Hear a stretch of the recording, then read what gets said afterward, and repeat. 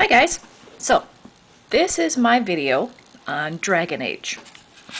For those of you who don't know, Dragon Age is a series of games starting with Dragon Age Origins, Dragon Age 2, and coming, hopefully, fall of 2014, Dragon Age Inquisition. The games are by BioWare, which of course is a part of EA Games.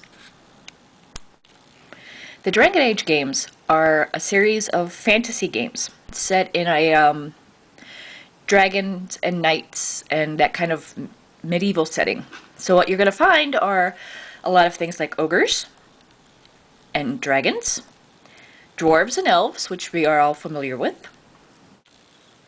So, in Dragon Age Origins, you play as a warden. The wardens are a special order whose sole purpose is to guard Thedas, which is the world in which Ferelden and Orlais and all the other little kingdoms are in, from Darkspawn and the Archdemon. Darkspawn are the evil, yucky monster things, and the Archdemon is the dragon who controls them. As a warden, you get to play as either a human, a dwarf, or an elf. You can play as a mage, a rogue, or a warrior.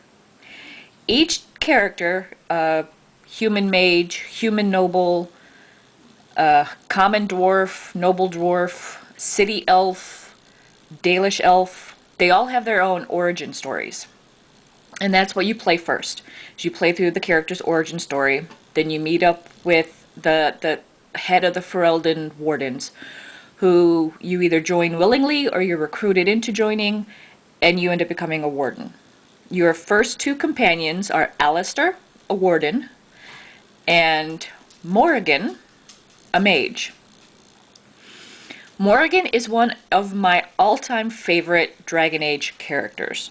Not only is she a really well-written character, she's funny and sarcastic and just phenomenal. She is voiced by one of sci-fi's ultimate females, Claudia Black, who you may know from the late seasons of Stargate SG-1 and of course Farscape.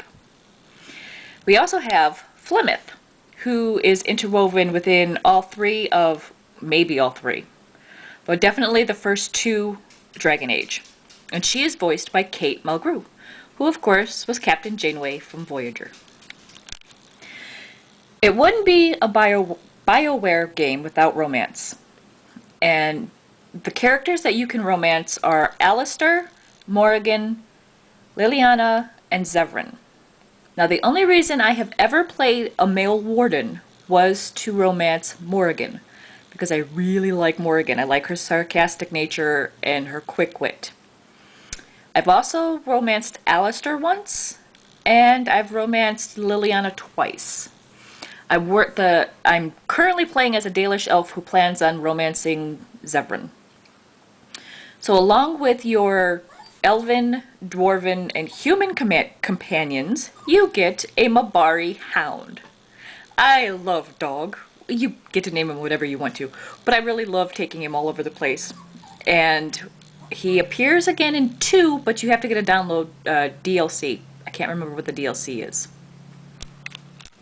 Now, in Dragon Age 2, you don't get the amount of choices as far as your character.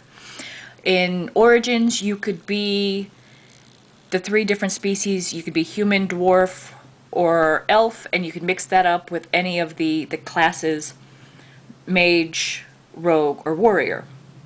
In Dragon Age 2, you play as Hawke, either a female Hawke or a male Hawke, but a human Hawke. You still get to pick your classes. You get to be a warrior, a rogue, or a mage, but that's as far as customization goes. When you start out the game in 2, depending on if you've uploaded 1 and whatever choices you made there, basically what the start of the game is you're running from Ferelden after the Blight, and you're with your mother, your sister Bethany, and your brother Carver. You play through the opening sequence, and then, like in the first one, you begin gathering companions. Again, you have elves, you have dwarves, and you have humans, and you have a variety of the mix. You have rogues and warriors and mages, just like in 1. Now, there's supposed to be some familiar faces that join from 1 to 2. This is Isabella.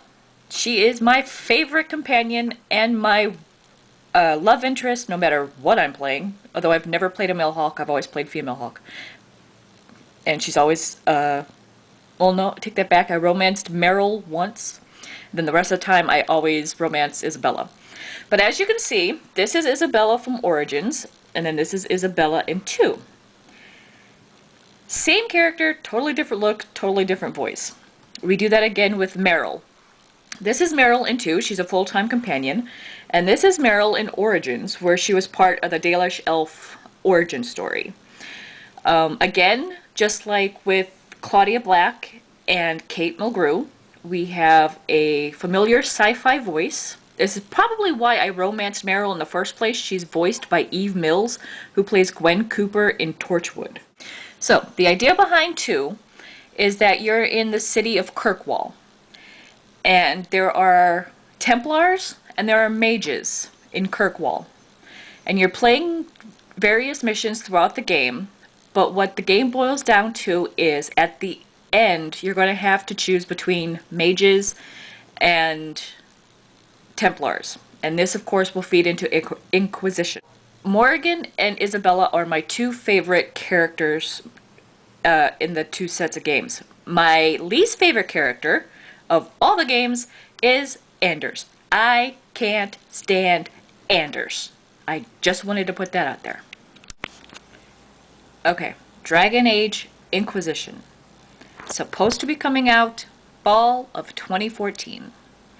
It's supposed to build on the previous 2 games, but especially the end of 2 and the Templars versus the mages.